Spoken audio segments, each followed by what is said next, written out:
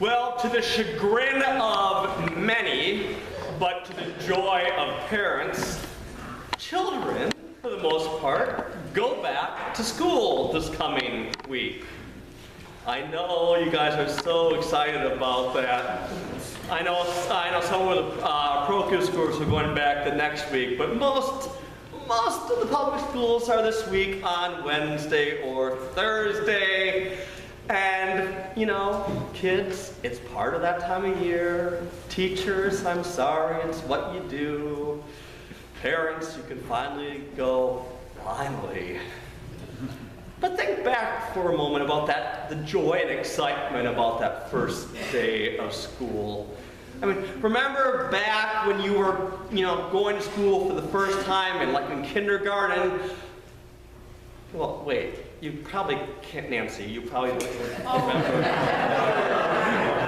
Actually, they probably didn't even have kindergarten, did they then? But, first grade, remember first grade, the first day of school, going into that, and that excitement that you were going to learn some new things, you were going to meet some new friends, you were going to get to play, you were going to get to just, the world was your oyster. Anything you dreamed could be a reality. In fact, how many kids, when they're in elementary school, write out what they want to be when they get older? Maybe you even have one of those sheets from back when you were a kid that report, sometimes it's a teacher, sometimes it's a firefighter, a policeman, sometimes you want to be a doctor or a lawyer or a nurse. All these different things that we wanted to be, and of course, the fact of the matter is, 9 times out of 10, what we say we wanted to be when we were a kid, we never end up being that when we're an adult. But still, possibilities are enormous. Of course, as much as we wanted to be able to do things and become things when we were kids, the same way we also perhaps knew what we didn't want to do or be. Growing up in the middle of nowhere, I mean really the middle of nowhere in Wisconsin and Iowa, where you could just blink and you'd miss the town, with cornfields and soybean fields and Wisconsin tobacco fields and grazing. Everywhere you could be, and the communities were so centered on farms and agriculture that for many kids growing up, what they were going to be when they got older were going to be farmers, like their fathers or mothers before them and their grandparents. And it is an absolute noble profession, because without the farmers, we'd all be starving. But I knew from the earliest age growing up in farm country that there was absolutely no way on God's green earth that I was ever going to be a farmer. Never. Even though I worked on the farms while I was in junior high, and in high school I worked at the Green Giant canning factory. Even though I was surrounded with future farmers of America all around, I knew that the farmer's life was not for me. And it was for one reason, and one reason only. I hate getting dirty. I do. I don't like to get dirty. And farmers, being a farmer, it's a very dirty job. When they're tilling the soil, when they're out there mopping out the gunk from the stables, I mean, you name it. When they come in, they smell, their hands are full of dirt and grease. And there's nothing worse than when you see the people with the fingernails and then the dark black soot underneath it. That was Not for me. I like things nice and tidy and clean. In fact, I'm one of these people that when I go on vacation, I spend 2 to 3 days to get the house immaculate. You know, I mean, I'm talking about sweeping the floors, dusting, making sure there's no dishes in the dishwasher when you leave, making sure the bed sheets are changed so when you come back, those are changed, making sure the towels are all fresh and new. I mean, I want it to be nice. I mean, well, first off, if somebody came in and I would die, I want them to think I keep a good household. That's part of it. But secondly, I just want things nice when I come back. I cannot stand when some individuals who will remain nameless just leave their crap around instead of like taking your jacket and going right to the closet and putting it in the closet where it's just a few feet away. But no, not everyone has that sense of cleanliness as I do. So you can imagine my dismay. In fact, my absolute anxiety when I read today's gospel lesson, where Jesus is talking to the Pharisees and the scribes, the religious leaders of the day. And Jesus was basically telling them, and if you just want to get right down to it, you don't need to wash your hands before you eat, you don't need to clean your pots, you don't need to do any of that stuff. What's the point? Jesus gave us permission not to. But is that really what he's saying? Because I'm sorry, when you go to the restroom, I expect you to wash your hands when you're done.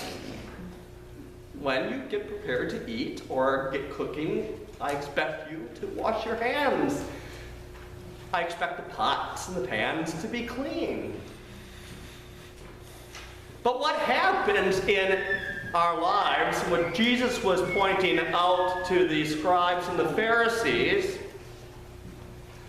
was they were so busy about the ritualization of these things, so busy about making sure how you wash your hands and how you clean the pots, and everything had to be done in just such an appropriate way. And if it wasn't done that way, well, you were going to go to, well, you know where. But instead, Jesus looked at them and basically was telling them that they missed the point completely. In fact, if I could put words in Jesus' mouth, I would say he probably looked at them and said, instead of worrying so much about keeping your hands clean, you need to get your hands dirty.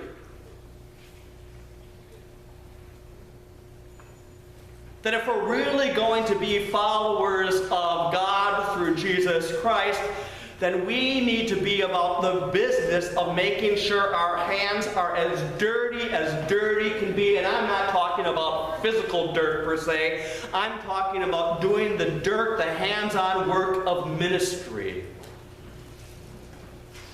It is so easy for us, for you and for me, to say, oh yeah, I'm a good person. I go and every week I bring food for the food pantry and I'm doing my thing. And that's a very important thing to do. But it's another thing to go up to somebody who's actually hungry and sit down with that person, to offer them a meal, to sit and talk to the individual, to find out the person's name, to shake their hand, to give them a hug, even if, oh my gosh, they might be smelly, they might be dirty. But they're a human being just like you and just like me. Jesus calls us to get our hands dirty in the life of taking care of helping those who society has abandoned, the widows, the orphans. being there for a friend who is in need, listening, talking, providing that care. Reaching out to anyone in need, even if it means leaving our own comfort zones of cleanliness to go out into a world which is filled with filth and dirt, but can only get clean, can only receive hope, can only receive the love of God if you and I offer it to them.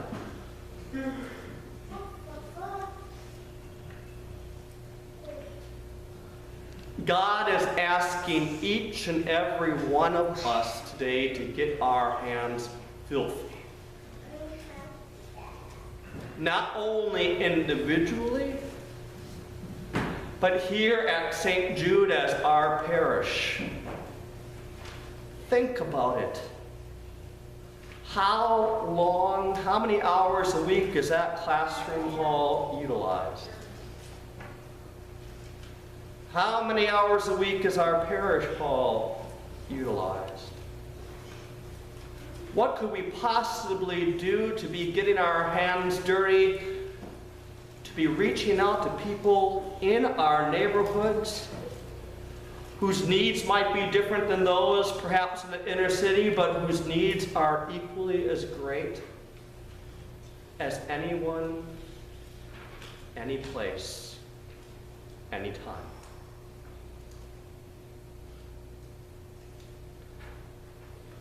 Jesus is giving you and me permission, in fact, a mandate to go, to get our hands dirty, to stop worrying so much about those little things, about trying to make things perfect, instead to go out and to be the followers of Jesus.